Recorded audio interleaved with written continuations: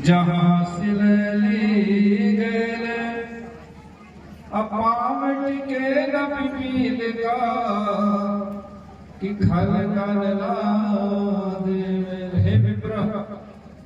कबीर का घर तो इतनी ऊंचाई पर है, सिलहली गैल है, रपटीली गैल है कि जहाँ चीटी भी नहीं पहुंच सकती वहां आपकी बैलों से लदी हुई गाड़ी कैसे पहुंचेगी। बोले देवी मैं आपकी बात समझ नहीं रहा हूँ, मुझे ये मालूम है कि कबीर जी इसी काशीपुरी में रहते हैं, तो पता कर दीजिए। वो जान गए कि कोई अध्यात्म संदेश है और अध्यात्म संदेश को सर्वानंद जी समझ नहीं पाए। कबीर का घर दूर है जैसे पेड़ खजूर, और चढ़े तो चाके प्रेम रस अगरे सो चकना चूर। फिर भी नहीं समझे, बोले नहीं समझे ना, बोले नहीं समझे। तो बोले ठीक है, मैं वर्तमान में कबीर जी के ही आश्रम जा रही हूँ, वहां मैं उनकी परम शिष्य हूँ और उन्हीं के घर में ये मैं धरती को खड़ा रखने के लिए पानी के लिए आई हूँ, जा रहे हूँ। अरे बोले तब तो हमारा एक शास्त्रार्थ है करने के लिए, हम तुमसे कुछ प्रश्न कर रहे हैं, वो हमारा घड़ा ले जाकर कबीर जी के समक्ष रख दो। बोले ठीक है। बोले क्या कहना है कबीर जी से। बोले एक सर्वानंद जी ब्राह्मण शास्त्रार्थ करने के लिए आ रहे हैं, उन्होंने इस भाड़े हुए घड़े को आपके पास भेजा है।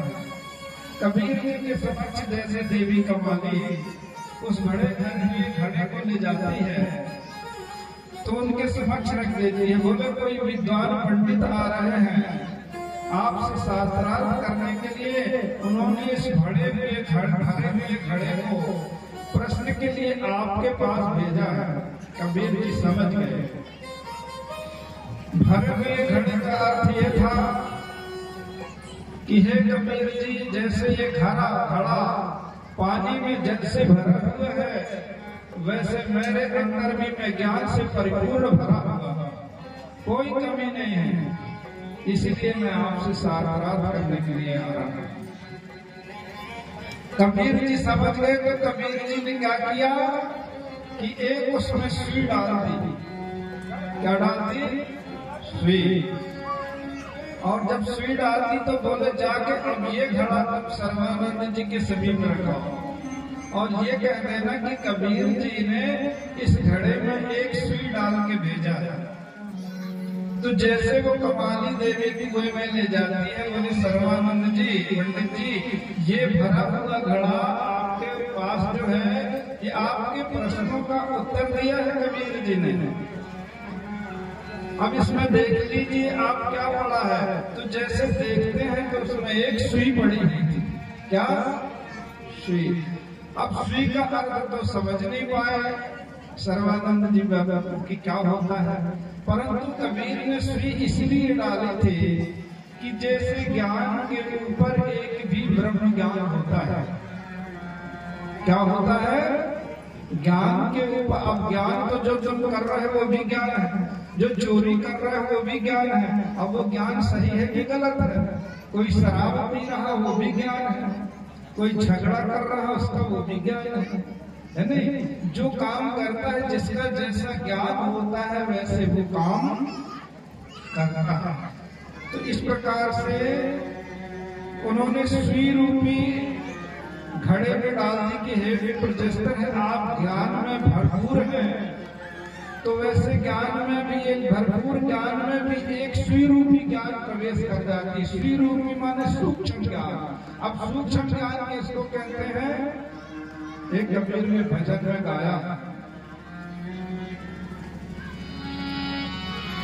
कि संतो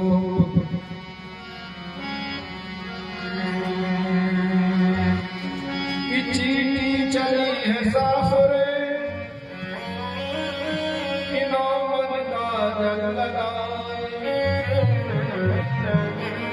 हाथी मार बगल में लिया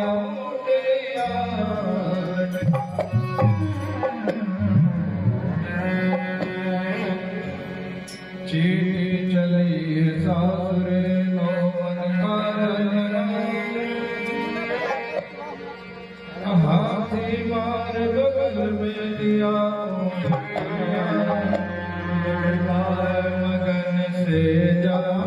चली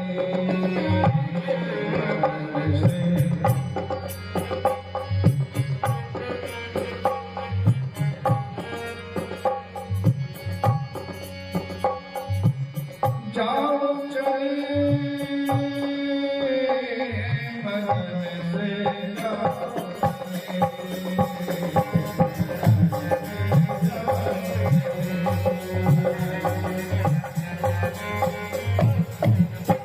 कबीर कहते हैं ब्रह्म ज्ञान जो होता है एक सूक्ष्म ज्ञान होता है, चींटी के समान होता है, चींटी के समान सूक्ष्म छोटा होता है, जिसे ब्रह्म ज्ञान कहते हैं, जिसे योग ध्यान कहते हैं। जब हम ब्रह्म ध्यान में विलीन होते हैं, ये आध्यात्मिक चीज है, सारे आम जनताओं की चीजें नहीं है। ये जब कबीर जी कभी कभी सत्संग में बड़े दरबार में बैठा करते थे, तब ये उलटवासियों को सुनाया करते थे। उलटवासी माने उलटवासी कैसी है कि माता मरे मर जान दे, पिता मरे सुख जान, अब भाई मरे निर्भय भये, कहें कबीर बखान। अब जब कबीर ने साखी को बोल दिया तो लोग आश्चर्य पड़ गए कि हम तो समझ ही नहीं पाए क्या बोलती है माता। तो माता का अर्थ होता है ममता, ममता मरे तो मर जान दो, माता मरे मर जान दे। पिता पित पित पर क्रोध होता है, क्रोध भी मरे तो निकल जान दो। और भाई माने भय भी निकले तो निकल जान दे, क्योंकि भय ही तो भवसागर है। जब तक भय है तो भवसागर में पड़े हो। तो भाई मरे निर्भय भय, कहें कबीर बखान। ये सारे विकारों का इनको मर जाने थे शरीर के अंदर, और कबीर ने इन्हीं को तो मारा था, है नहीं? तो इनको निकल जाना। तो कहा सूक्ष्म दही चींटी चली सासुरे माने शब्द लोग। जब ध्यान योग में ध्यानी लोग बैठते हैं तो सूक्ष्म ज्ञान जो है ब्रह्म में विलीन हो जाते हैं। फिर चलिए सासुरे ससुरे माने शब्द लोग धाम। नौ मन काजल, नौ इंद्रियां जो होती है, जो चंचल इंद्रियां होती है शरीर के अंदर, वो ये धीमी पड़ जाती है। नौ मन काजल लगाए, नौ इंद्रियों पर काला का भाव हो जाता है, यानी इनका बस नहीं चलता। और जब ये मर गए तो हे आत्मा तुम परमात्मा के धाम जा सकती हो। चींटी चली सासुरे नौ मन काजल लगाया। कबीर जी ने कहा कि पहले तो हम जन्मे, दूसरे बड़ा भाई, धूमधाम से बाबा जन्मे, तुम पीछे मोरी माई। तो बाबा माने ब्रह्म ज्ञान। ज्ञान के ऊपर भी एक ब्रह्म ज्ञान होता है, श्रुत रूप ज्ञान होता है, सूक्ष्म ज्ञान होता है, जो ध्यान योग का ज्ञान होता है। तो इसी अवस्था को कबीर जी ने सुई रूपी डाली थी घड़े में, कि सूक्ष्म ज्ञान ध्यान योग का ज्ञान, परमात्मा में विलीन हो जाने का ज्ञान अभी तुमको नहीं है, सिर्फ तुमको वेद पढ़ने का ही ज्ञान है। समझ नहीं पाया, बोले नहीं समझे तो चलो आश्रम चले। वो आश्रम चले गए।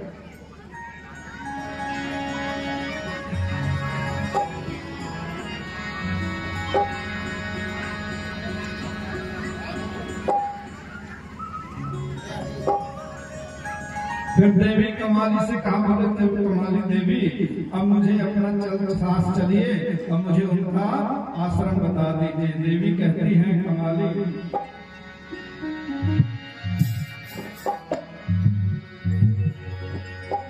साहब कहाँ हैं, वो मुझे उनका परिचय बता दीजिए। देवी जी कहने लगे वो तो सबके हृदय में निवास करते हैं, घट घट में रमने वाले राम हैं। एक राम घट घट सरत घट डोले, एक राम घट घट में बोले, एक राम का सकल बसारा, एक राम है सबसे। देवी कमाली कहती है सतनाम